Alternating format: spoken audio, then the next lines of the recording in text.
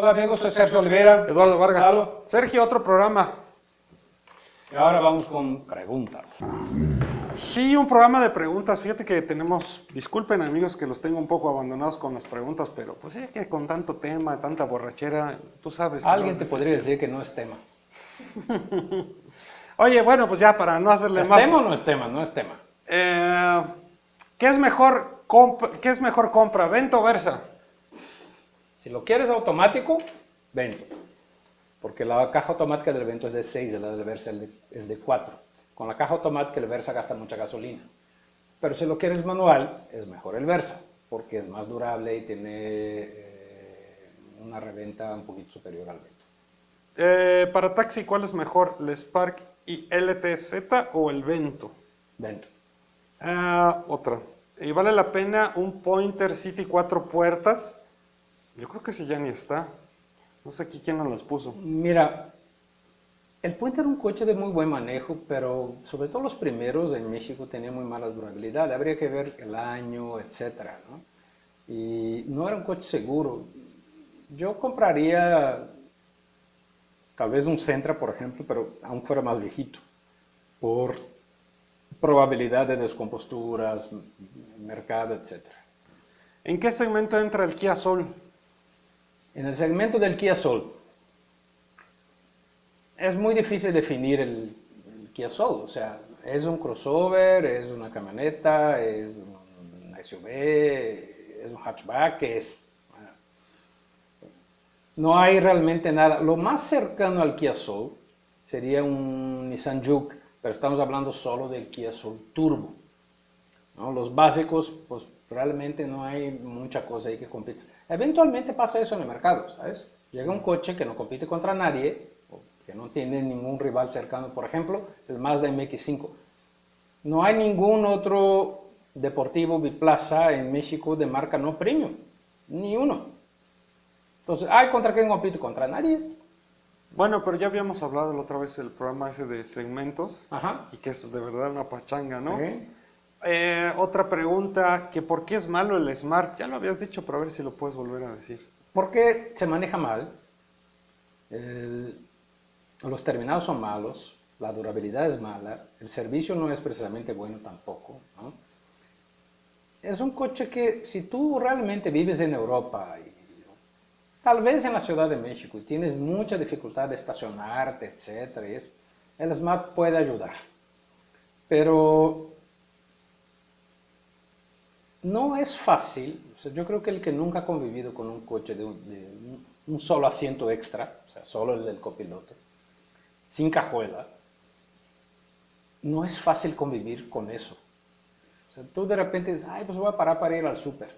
Y si son dos personas, pues ¿dónde metes las bolsas? ¿Sabes? En el piso de acá y eso. Es tan poco práctico. Cuando tienes un mercado desarrollado, ¿no? El otro día alguien me escribió sobre el Smart y vivía en España. Esa persona vivía en España. No sé si es español o no, pero es de España. Dice, oye, pues yo no estoy de acuerdo contigo, el Smart es un buen coche. Dice, bueno, se maneja muy mal, bueno, pero si yo tengo que salir a la carretera voy en otro coche, pues sí, tú estás en España y tienes otro nivel de poder adquisitivo. En Europa el Smart hace más sentido que en México. Aquí casi siempre la gente que lo compra para farolear, sintiendo que es un Mercedes y que como se ve rarito y bonito tal vez para algunos, en algunos casos y eso, órale. Pero como único coche,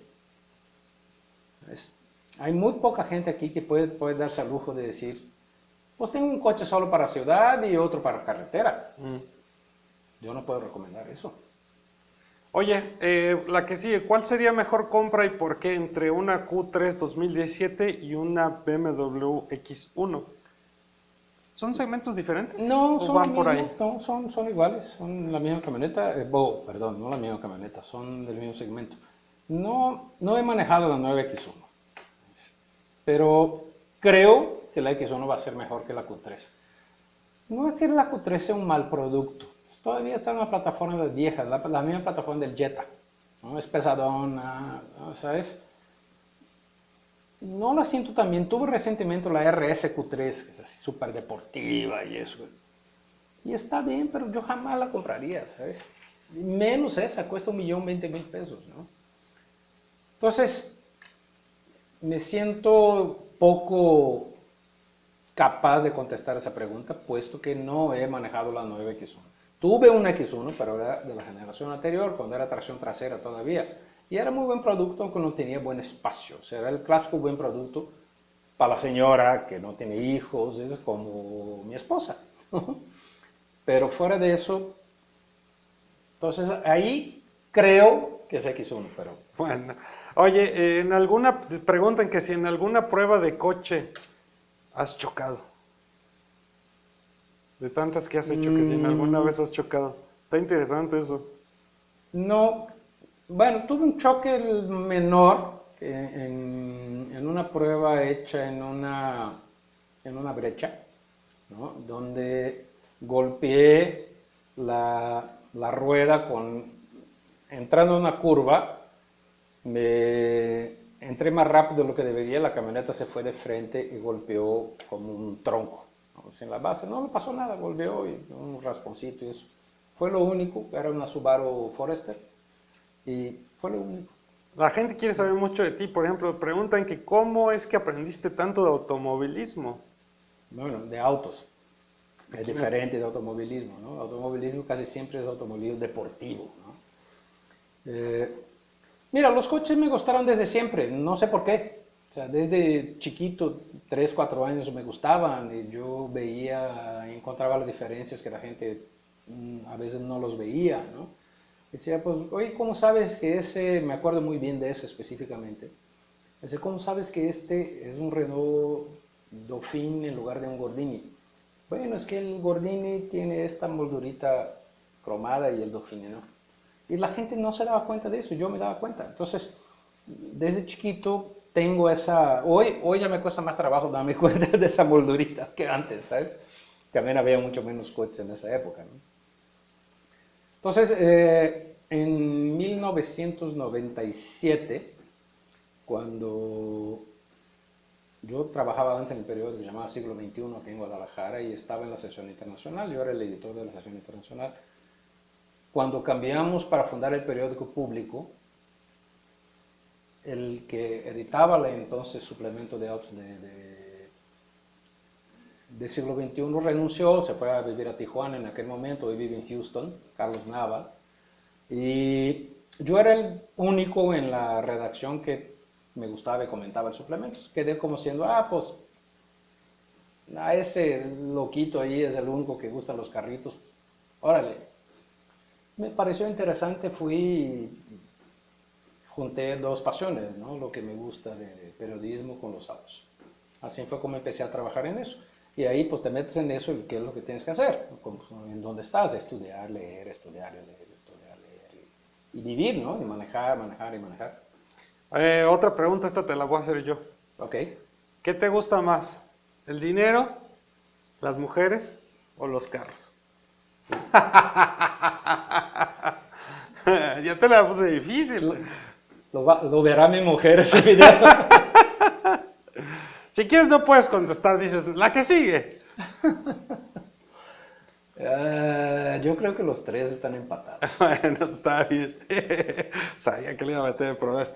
¿Qué opinas de los eléctricos contra la gasolina? Mira,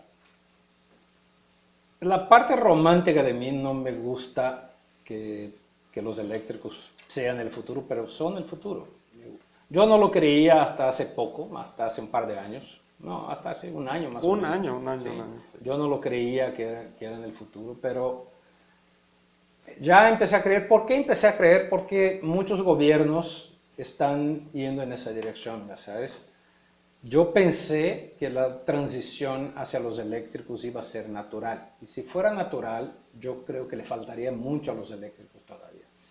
Pero como los gobiernos están presionando para digamos, prohibir los autos con motor de combustión interna, entonces no le queda de otra a los fabricantes más que adaptarse a eso, invertir más de lo que han invertido y acelerar el proceso para los coches eléctricos. Hay 2 o 3 cosas que me gustan mucho de los coches eléctricos. Una de ellas es el silencio, ¿no? Me gusta como habitante del planeta Tierra, ¿no? Mire, camino en una calle sin coches, luego en la misma calle con coches, O sea, por ejemplo, vas caminando en una banqueta, en una avenida, pasa el semáforo y es tan desagradable el ruido, ya que se van todos y pasó un momentito ahí, le pones semáforo en alto y tú pasas un momento sin coche, se transforma en agradable.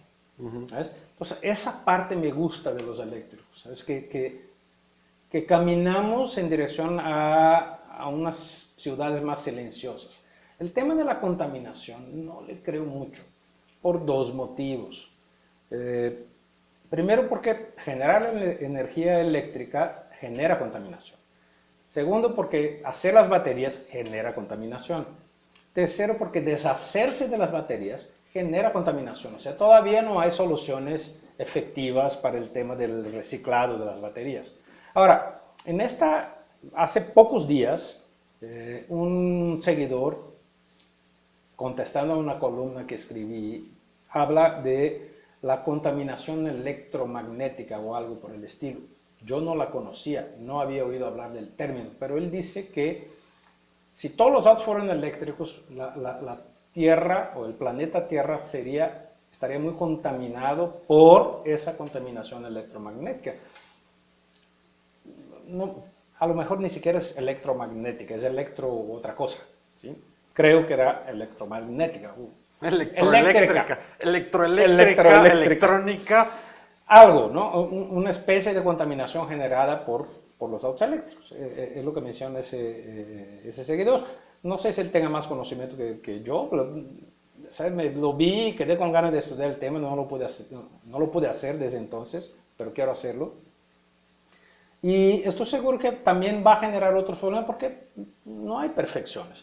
Pero en este momento, debido a imposiciones como amenazó Noruega a hacer, como amenaza Alemania a hacer, de prohibir los coches de combustión interna, yo creo que los eléctricos sí son el futuro. Oye, dos preguntas más, Sergio. ¿Qué tan segura es la Hilux 2017?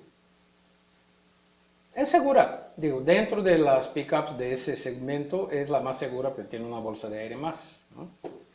Son 2 frontales y una de rodilla para el conductor, y sus rivales solo tienen las 2 frontales, no tienen para la rodilla, y eso la ayuda, ¿no? Pero eso es una ayuda, digamos, es un nivel de seguridad que es posterior al choque. Es la llamada seguridad pasiva, ¿no?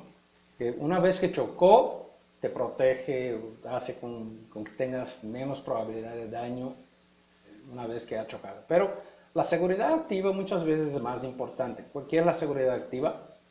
La que evita que choques. Entonces, si tú, por ejemplo, vas en una Hilux y en una NP300, a pesar de que la NP300 no tiene 3 bolsas, solo tiene 2, y tienes que dar un volantazo en cualquiera de las dos, vas a preferir estar en una NP300. Porque la suspensión es mejor, es más precisa, ¿sabes? Y probablemente a la hora del volantazo salgas mejor librado del NP300 que de la Hilux. Bueno, de hecho la Hilux, y ahora que hablo del tema me acuerdo, fue reprobada en la prueba del alce por la revista sueca Technikens World. No sé si pronuncié bien, pero no lo voy a intentar otra vez. Que es la revista que creó la prueba del alce, ¿no? Que viene en un carril y hace un cambio voluntario al otro, o más bien repentino al otro, y te regresas. Es que es una situación muy común en Suecia, que vas manejando y de repente sale un alce. ¿Y qué es lo que tienes que hacer? Pues el volantazo, ¿no? Y que el primer coche que falló en esa prueba fue el Mercedes-Benz clase A, y obligó a Mercedes a poner control de estabilidad en el clase A, algo que ningún otro coche de ese nivel de precio tenía antes. Entonces, ahí se empezó a popularizar el control electrónico de estabilidad, tanto que en algunos países, Estados Unidos, por ejemplo, son obligatorios, ¿no? En Alemania, bueno, en toda Europa es obligatorio el control de estabilidad. Y aquí, pues, aquí ni siquiera las bolsas son obligatorias. ¿Y si nosotros hacemos la prueba de la vaca aquí en México? Pues, no, mejor la del güey. Pues bueno, no, pero sí es que hay más arriba, exacto, te mete el güey, te desvías, ¿no? Es que por una cuestión genética, ¿no? El ganado aquí hay más masculino que femenino, por eso decimos la prueba del... Sería buey con B, ¿no? Sí. Buey. Pero ¿esos los de los cuernos o los bueyes? Hay bueyes con cuernos también, muchos. ¿O de los dos? Sí, hay de los dos, sí, hay de los dos. que para los amigos de Latinoamérica que no están entendiendo el chiste, aquí en México le decimos güey o buey al animal y a un güey, así como los que Como están los allá chilenos atrás, dicen, como es los de un las huevón cámaras. O un boludo. Exactamente. Última pregunta. ¿Qué cantidad de vehículos se requiere para mantener una marca hecha en México? Solo tú lo sabes eso.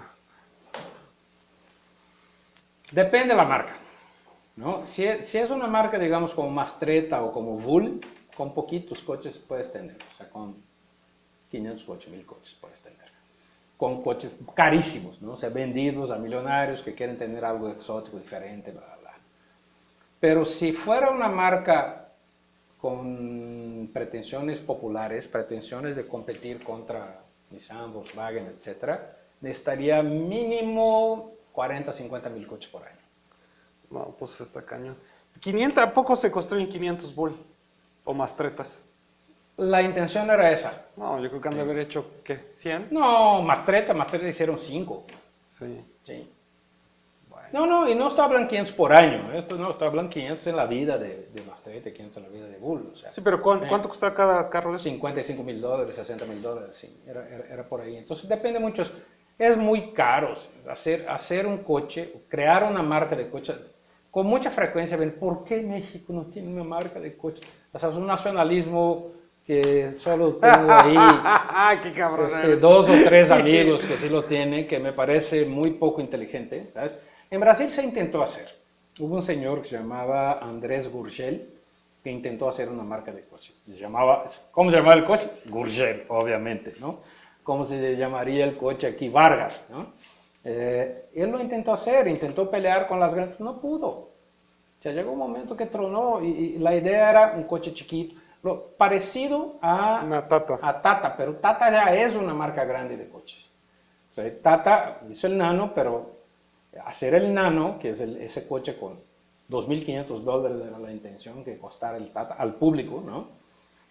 Tata ya era una marca grande y no dependía de eso para vivir. Gurgel no. Gurgel hacía coches, él modificaba coches, lo hacía, tomaba un bocho, hacía una carrocería de fibra de carbono y los vendía. Entonces, eran muy exitosos. Bueno, son tan exitosos que ¿por qué no hacemos una marca? ¿No? Entonces desarrolló un motor de 3 cilindros, chiquito, va a ser económico y esto, el coche en fibra de carbono, porque en Brasil viven muchas las playas, no va a tener tanta corrosión, etcétera, etcétera. Pero tronó porque no podía comprar en volúmenes suficientes las cosas como para competir con las marcas grandes. O sea, Volkswagen puede decidir, pues voy a quitar $500 del precio de mi coche más barato con tal de matar a ese que es exitoso. Tú no puedes hacerlo. A ti te tronaría. Sergio, ya se nos fue el tiempo. Gracias. Adiós. Nos vemos. Si te gustó lo que ves, dale like.